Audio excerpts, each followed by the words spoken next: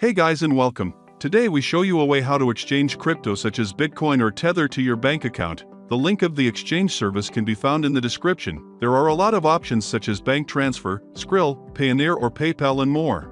For now, we select bank transfer. Enter your details where you want to receive the funds. In our case we enter the IBAN code. Now you have to add a contact email for support. When done, just continue by clicking on exchange. Send your crypto to the generated address and after the transaction is confirmed you will receive your funds on your bank account which you entered on the previous page. After the confirmed transaction you will have the balance added to your bank account. Subscribe and leave a like if this tutorial helped you out. Thanks for watching and have a good day.